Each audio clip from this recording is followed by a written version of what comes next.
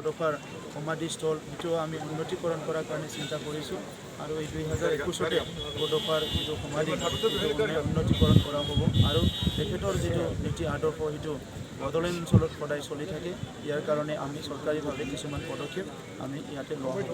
ৰাজনীতি পদৰ আজি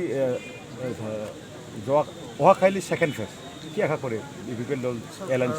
আজি বিশেষকৈ মই ৰাজনীতিৰ কথা ক'ব বিচৰা নাছিলোঁ কাৰণ বডোফাৰ আজি জন্মদিন উদযাপন কৰিবলৈ আহিছে কিন্তু আপোনালোকে যিহেতু প্ৰশ্ন কৰিছে এইবাৰ অসমত তেনেকুৱা কোনো বেলেগ চিন্তা কৰিব লগা পৰিৱেশে নাই কাৰণ ইয়াত বিকল্প নাই।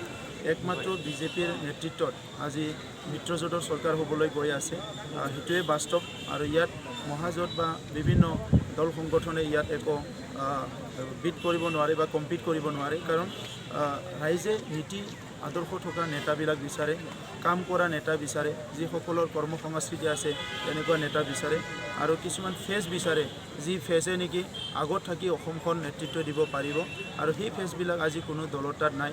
তো সেইকাৰণে আজি মিত্ৰজোঁটৰ যিটো চৰকাৰ এইটো হ'ব এইটো চিয়'ৰ। ফাৰ্ষ্ট ফেজতো ভাল ফল হৈছে, ছেকেণ্ড ফেজতো হ'ব আৰু থাৰ্ড ফেজত ইয়াতকৈ আৰু অধিক ভাল ফল হ'ব এইটো আমি আশা কৰিব পাৰোঁ।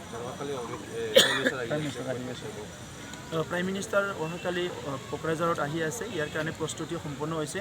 মই আপোনালোকক আহ্বান কৰিছোঁ সকলো সহযোগ কৰিব লাগে, ৰাইজক আহ্বান কৰিছোঁ সকলো ইয়াত অংশগ্ৰহণ কৰিব লাগে কাৰণ ভাৰতৰ প্ৰধানমন্ত্ৰী ডাঙৰীয়া কোকৰাঝাৰত আহি আছে সেইটো ডাঙৰ এটা আমাৰ কাৰণে এটা খবৰ। তো এইকাৰণে তেখেতৰ পদধূলিয়ে আমাৰ কোকৰাঝাৰখন বা বড়োলেণ্ডখন আৰু এখোজ আগুৱাই লৈ যাব।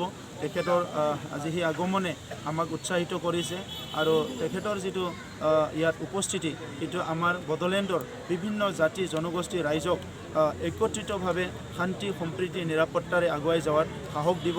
এইটোৰ কাৰণে প্ৰধানমন্ত্ৰী ডাঙৰীয়াক আমি কোকৰাঝাৰলৈ স্বাগতম কৰিছোঁ। Thank U.